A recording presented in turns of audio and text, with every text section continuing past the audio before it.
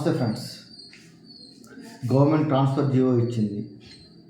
మనం ట్రాన్స్ఫర్లు అయ్యాం, కొత్త ప్లేస్లోకి వెళ్ళాం. కోరుకున్న ప్లేస్లోకి వెళ్ళిన వ్యక్తులు హ్యాపీగా ఉంటారు.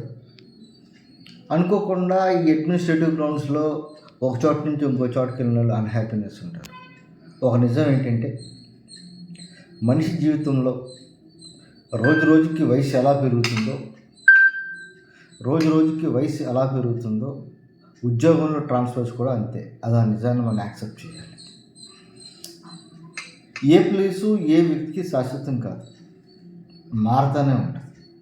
సో నాకు అనుకున్న ప్లేస్ రాలేదు, నేను చాలా కష్టాలు పడిపోతున్నాను, నాకు అన్యాయం జరిగిపోతుంది అనే భావన ఫస్ట్ పక్కన పెట్టండి, హ్యాపీగా ఉంటారు. రెండో విషయం ఏంటంటే, కొత్త ప్లేస్లో అడ్జస్ట్ అవ్వడానికి అలవాటు పడండి. నేను ఇలాగే ఉంటాను కాదు. ప్రతి ఆఫీస్కి కొన్ని కట్టుబాట్లు ఉంటాయి, కొన్ని రూల్స్ ఉంటాయి, కొన్ని ప్రయారిటీస్ ఉంటాయి. ఆఫీస్ ప్రయారిటీస్ని మీ ప్రయారిటీస్ కింద మార్చుకోండి, అంతేకాని మీ ప్రయారిటీస్ని ఆఫీస్ ప్రయారిటీస్ కింద మార్చుకోండి. ఇంకొక ముఖ్యమైన విషయం ఏంటి అంటే, ఆఫీస్లో జూనియర్స్ని లవ్ చేయాలి. అంటే ఆడామగా లవ్ కాదు, యాక్చువల్గా మన ఇంట్లో మన పిల్లల్ని ఎలా లవ్ చేస్తామో, మన ఫ్రెండ్స్ని ఎలా లవ్ చేస్తామో అలా జూనియర్స్ని లవ్ చేయాలి.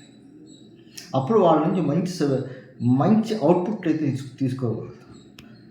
నీ జూనియర్ ఆఫీసర్స్ మీద, నీ జూనియర్స్ మీద జూలం ప్రదర్శిస్తే దానివల్ల కమ్యూనిటీ పాడవుతుంది, వర్కింగ్ ఎన్విరాన్మెంట్ పాడవుతుంది.